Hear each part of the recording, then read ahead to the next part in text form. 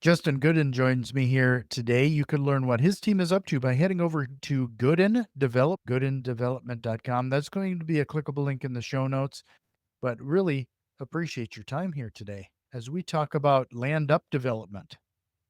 Yeah, thanks for having me on. So I'm not going to have you spend a ton of time on this, Justin, because I'm sure you've told this story a million times over, but you do have kind of an interesting story of how you found your way into real estate investing. So today I'm a ground up multifamily developer building Class A communities here in Indiana.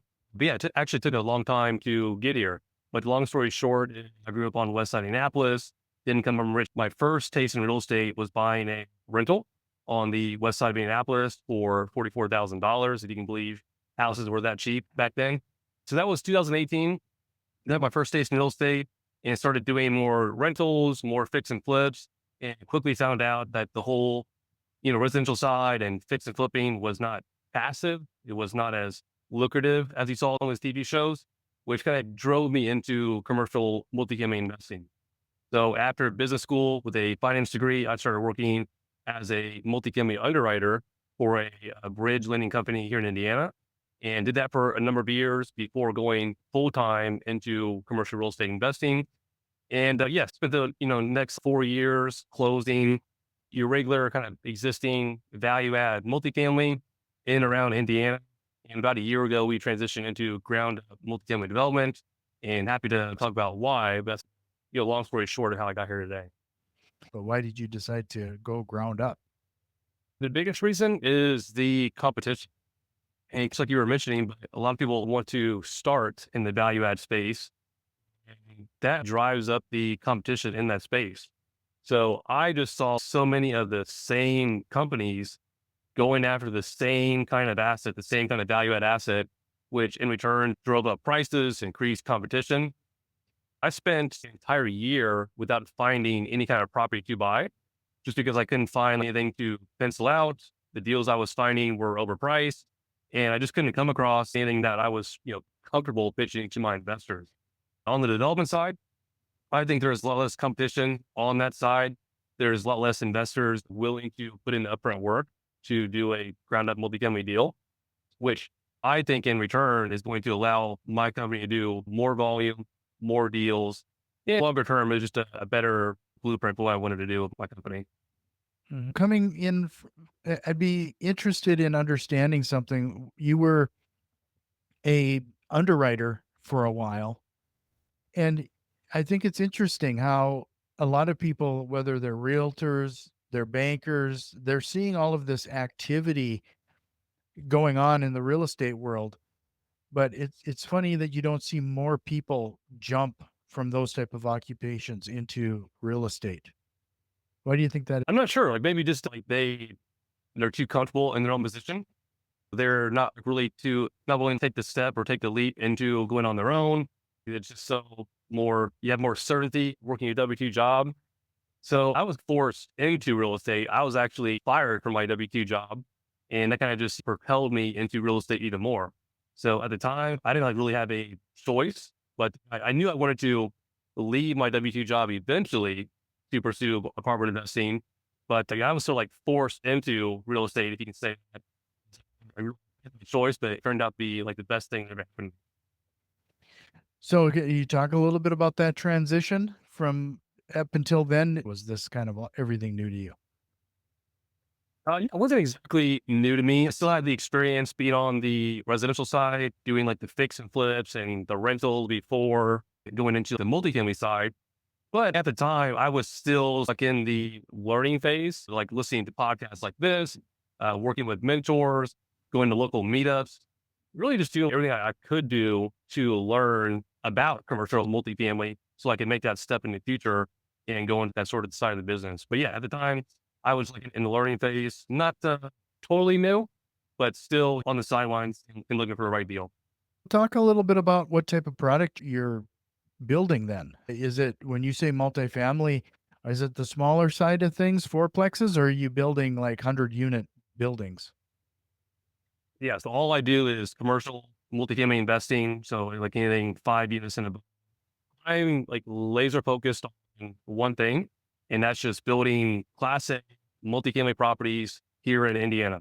I am just being laser focused, at least for the foreseeable future, laser focused in Indiana and building Class A multifamily. We're building mixed use product between 50 to 150 units here in different Indiana markets, like I mentioned, but all Class A, all luxury, high quality, and mixed use, meaning there's residential use on top and then some sort of retail or commercial on the bottom. Sure. Can you talk a little bit? You say you're focused on Class A. I would imagine that you've found those areas in Indianapolis, Indiana, where that makes sense. How are you identifying the properties to build these? It all starts with the location. I am just focused on finding the absolute best location and the best market. So location is always going to be the number one criteria I always look for. If you don't have an awesome location, then I don't think anything else about the project really matters. So it all starts with the location. So I'm looking for different cities in Indiana that have supply constrained areas, places that are growing, places that have businesses and new companies moving into the area.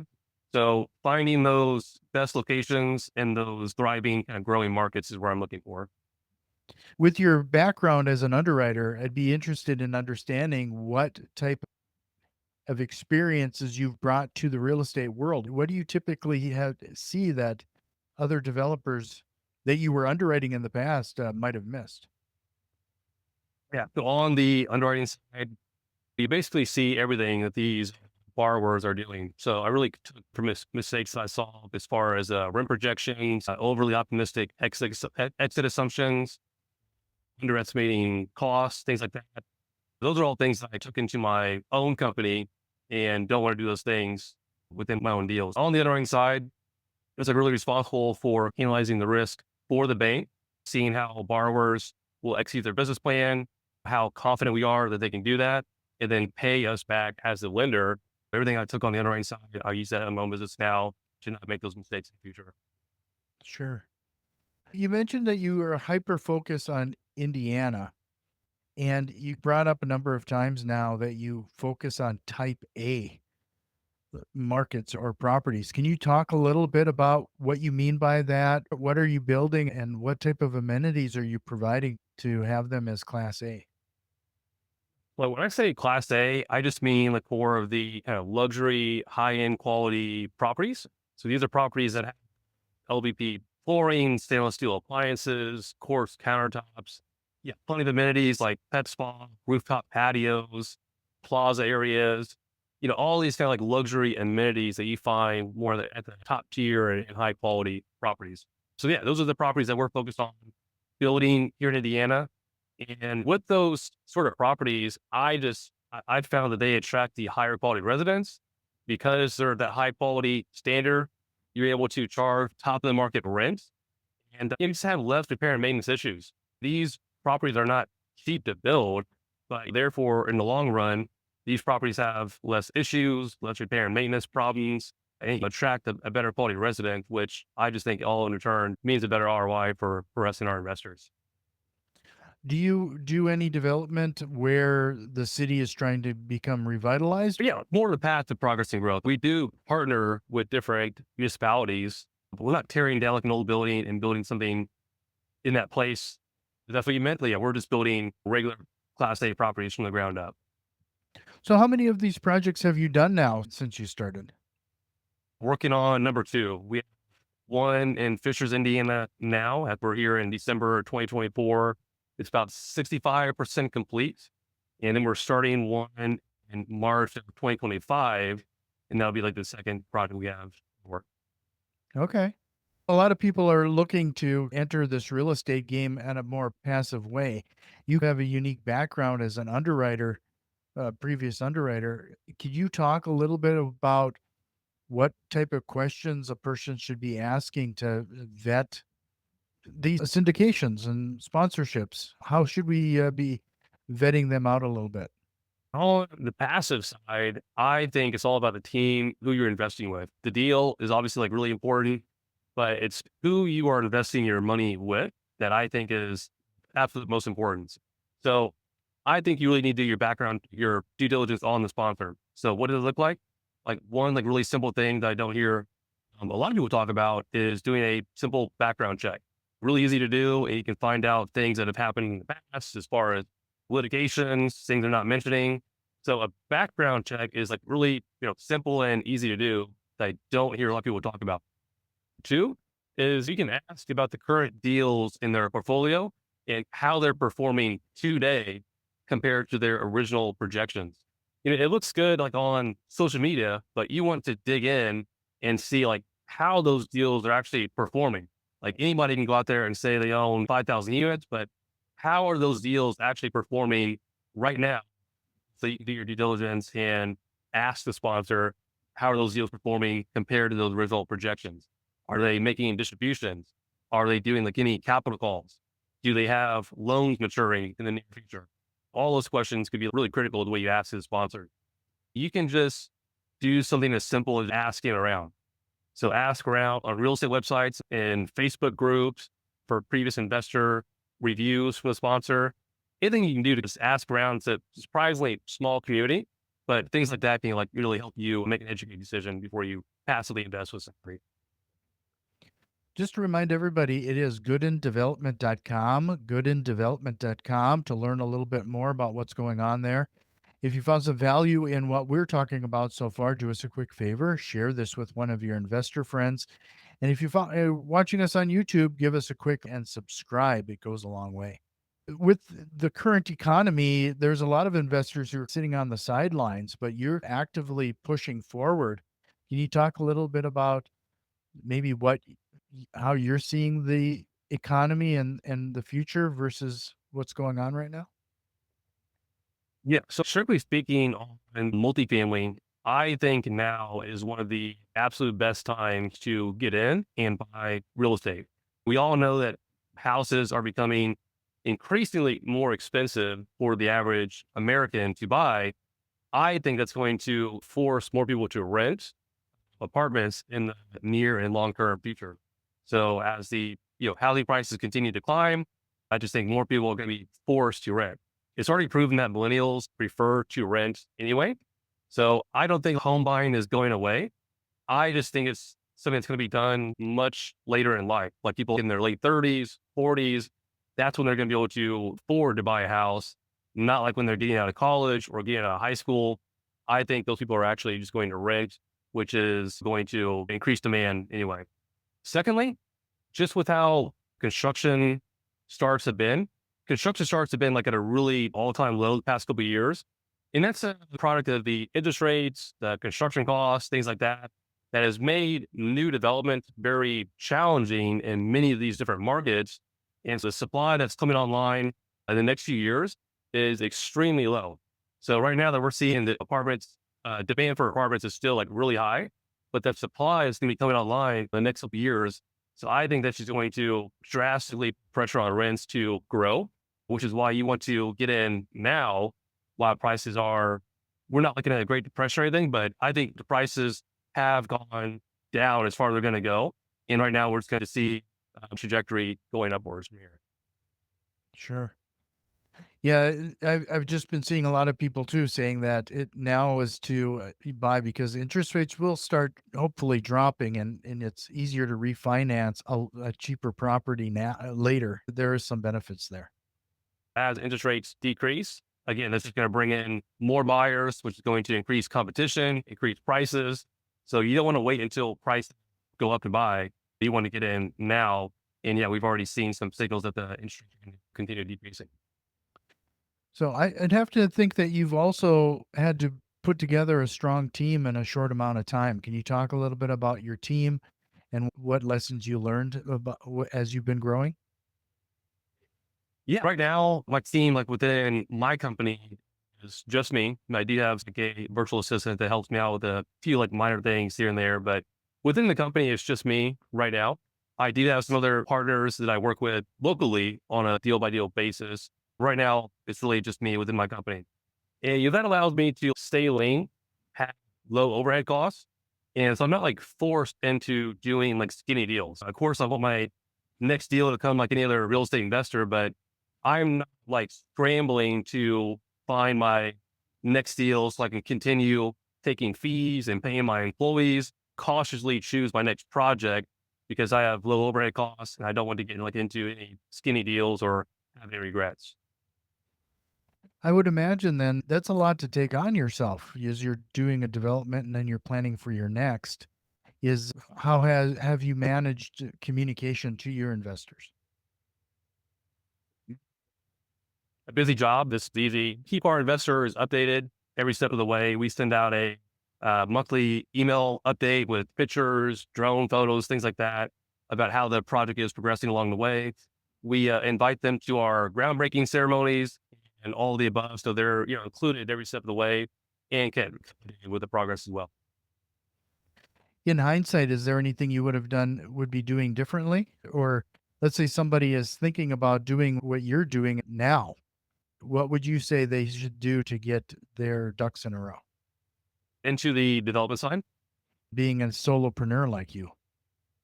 Yeah, I would definitely just do it as much as possible. Like you need to network with people who are doing what you want to do. So if you want to get into development or you want to get into syndications, whatever niche you want to get into, you need to network with people who are doing what you want to do. And that way, like when you have a deal or have a project, you need partners, then you're going to have that resource, have that network to leverage where you're doing that. Sure. When you're developing these properties, then you're contracting out the actual building and the like. Did that process go? And what type of questions did you ask to make sure that those individuals were the right fit? So yeah, we're working with local companies, a lot of experience building the sort of product that we're hoping to build. So we leverage our network again, and we get a couple bids from different GC companies in that particular area. But we look at their team, we look at how much turnover they have, we look at their past projects, we get references from people they have worked with before. We verify the projects they've worked on, that they've been under budget or over budget, and then same for timeline as well. Making those educated decisions based on other local companies we find in the area. Do you hand over your property management as well then? Correct. Same process. Everything's third party property managers. Correct. Sure. So how did that selection go and what did you do to ensure that your interests are aligned? Yeah. So we found a property management company that one of our co-development partners has already worked with before. So it's a pretty like easy transition working with them. They're local to the area. They've managed other class A properties in the area. So a pretty smooth transition on that side too. So one of the things that I found that a lot of people go through, especially when they're building something like this for the first time, is getting other companies and people to take them seriously. Did you find that was the situation? And like, yeah, like when I was first getting started, like in my first larger multifamily deal, I leveraged the track record and expertise of my other partner on the deal. So my first multifamily property was a 29 unit on the west side of Indianapolis that I actually found myself, got the deal under contract. But yeah, in order to raise capital from investors, satisfy all the banking requirements, I went to my network and found another local partner that was also experienced on the multifamily side. Him and I actually partnered together and took down that deal. Sure. It's all about networking again, and I just don't I think sometimes people undervalue that. You really have to get out there and shake those hands and meet people, to get some of these jobs done. Totally agree. And yeah, it's not always as simple as just doing like a phone call or a Zoom call. If you can meet people in your own city that you're working in, meet people in person for lunch, coffee, a lot of those relationships have been a lot better quality than just doing like a Zoom call or a phone call. But yeah, definitely networking with people in your own local city or people that are in the market you want to do business in. You mentioned the next development gonna be in March, but what's the future hold? What are your overall plans? Yeah. So for the next 3 to 5 years, I want to continue doing projects here in Indiana, going full cycle on these projects. And then after 3 or 4 years, I want to evaluate where my business is at. So right now, I'm just focused on going full cycle on all of my development projects and becoming an expert in that.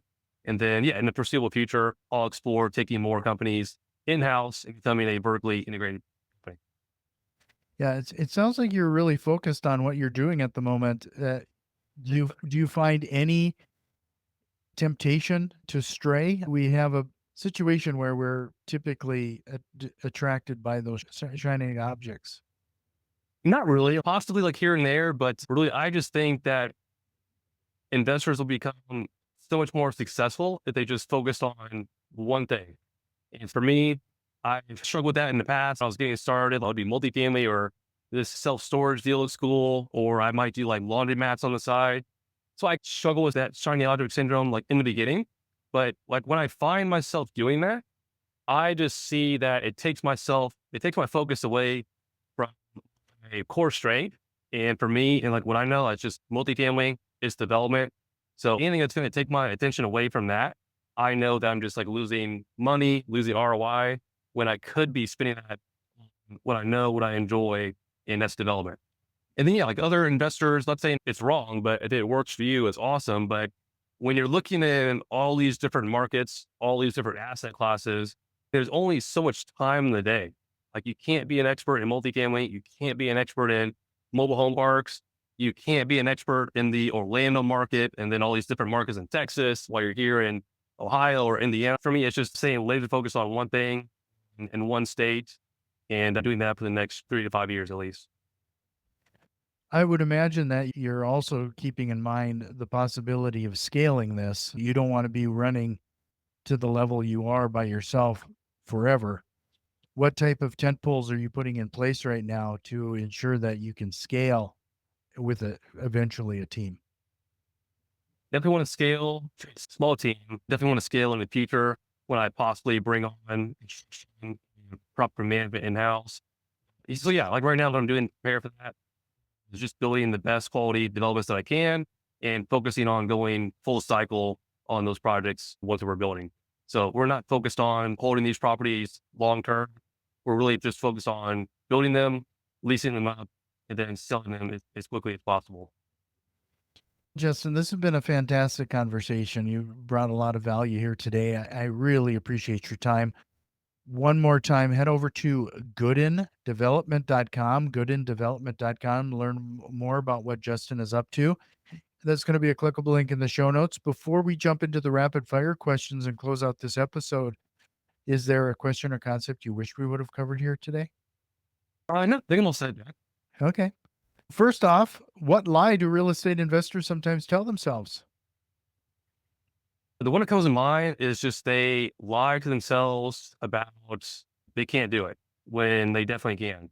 So we've all had that voice in our head that doubts yourself or says you can't do it. But you got to think all these extremely successful and large companies, investing companies you see around in your own state or online, they all started with zero doors.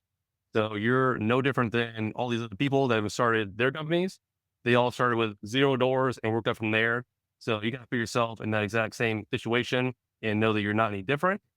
You believe that you can do whatever you want to do. If you could go back in time and give your younger self a piece of advice, what would it be? Yeah, I would say like just start posting on social media. Learn how to make quality posts on Facebook, LinkedIn, have a thought leadership platform, whether that's a podcast, a local meetup, blog on LinkedIn. Do something to get your name out there and build your brand from day one. Like I was going into real estate and for a couple of years didn't post on social media, didn't tell anybody what I was doing. And then I wonder why I was struggling meeting people or finding investors or having brokers take me seriously.